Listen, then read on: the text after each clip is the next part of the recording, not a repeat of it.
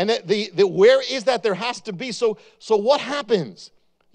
What happens at the Jordan River is that the sacrifice, as the sacrificial bird, the other one that dies comes to the Jordan River. Messiah is the man. Messiah is the other life. Messiah is the one who by which the baptism makes sense. There's no baptism, it didn't do anything if the bird was just dipped into water, if there wasn't a sacrifice. And so there had to be that. So that's why, one of the reasons in the mystery, that Messiah comes to the Jordan River. He is the other, if you will, bird or sacrifice. He's the one, and it's over. So you got the priest, you got the running water, you got just like in Leviticus, it's now the New Testament. And you have everybody, you have all these people who are, in a sense, are spiritual lepers, outcasts, sinners, getting cleansed by going in the water, but you didn't have a sacrifice. So the priest, according to the mystery, has to offer up the sacrifice over the running water. So what happens when Messiah comes? Messiah comes to John, and John says, I'm not worthy of even doing this. In other words, you're the real priest. I'm not worthy of doing this. But what happens? He says, no, you must do this. And so what happens? John, the son of Aaron, priest, he baptizes Messiah in the water. Messiah goes down in the water and comes up. And what is that a symbol of? His death. His death. It says that. It says we are baptized into the baptism of death.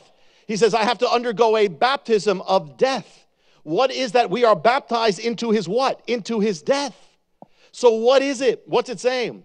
It's saying when Messiah went down, it was a symbol, it was a foreshadow of what was going to happen. It was a shadow of him dying and rising again. And so it's a picture of his death, but done over the running waters. The same as the bird that would be slain, and the blood would go in, and it would be dipped into, it would go into that water. And so it's an amazing thing, and even you have these elements in this amazing ritual, where you have the element of the scarlet thread. Interesting, because when Messiah was judged to go to his death, they put on him a scarlet robe, a scarlet cloth. It also says, though your sins be as scarlet, they shall be as white as snow. The scarlet is linked to this whole ritual. And then it says we do it with wood. Interesting, the word for wood is also the same word that can be meaning the cross as well. The same word in Hebrew, eitz, which this whole thing, it happens with wood. Some say that the bird was bound to the wood. You have Messiah on the cross. You have all these things happening. What happened at the baptism? It was a symbol, and the one who is offering him up was a priest, and he's doing it in symbol. And so John has him go down, the priest would submerge, would have the blood go into the water, and that's why everybody who went into the water of the Jordan could be considered cleansed. It was on credit by the fact that Messiah would die.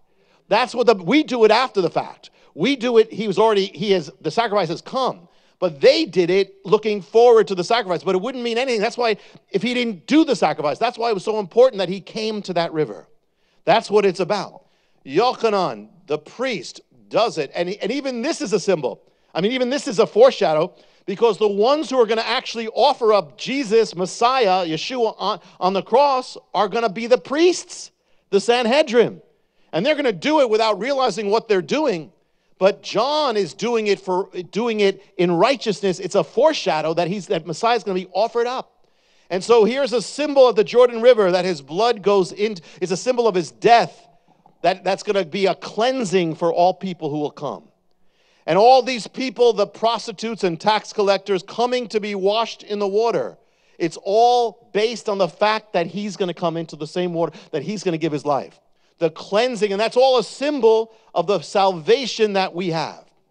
And this they did before he came, we do it after. This is an amazing picture of salvation. And a picture of it in his death, because his death becomes a cleansing river for us. The life of Messiah becomes a cleansing river of new birth, of redemption, of freedom. Because all of us are like lepers. Every one of us, in some way. If we have any sin, we are as a leper. There's something that makes us, in a sense, separated from God. And we have a sense, often in life, we have a sense of being unclean. Unclean. And we dwell and we even separate ourselves. We become separated. It's like we dwell outside the camp. Some of it comes in the form of rejection. You have a sense of rejection. It's not just about people. There's a sense of being unclean. Just as the leper would cry out, unclean, unclean. Imagine if you were that leper. You knew you had a disease, and anybody comes to you, it could be a loved one, you have to cry out, unclean, cover yourself. They can't see, they can't touch you. And that's and also it's a picture of having infirmity, being in a sense disabled. In sin, it disables us. And we go through life without, if you're not saved, it's a spiritual leprosy. There's a sentence of death on a leper if they don't get healed in some way. And it's all that way until he comes, until the cleansing. This picture of the cleansing of the leper is for all of us. The fact that God so perfectly set this up with a literal priest right there by the waters, not with a little earthenware jar, but a river, and that showing Messiah is the cleansing of all lepers and the cleansing of all rejection. And all those who submerge themselves in him will be cleansed.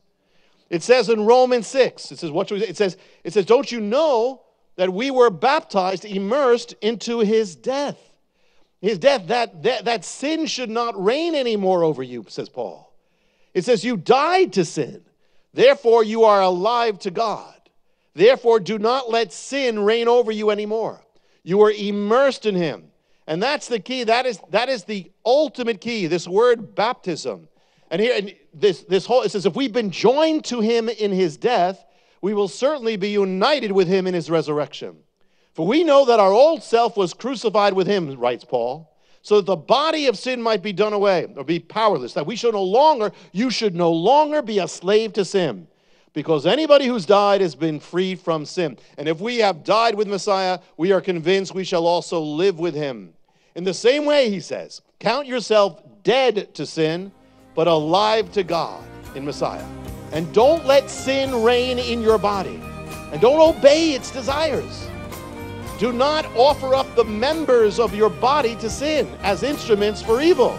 Rather, offer yourself up to God as those who have been redeemed, bought from death to life. As those who offer your members of your body as instruments of righteousness, for sin shall not be master over you.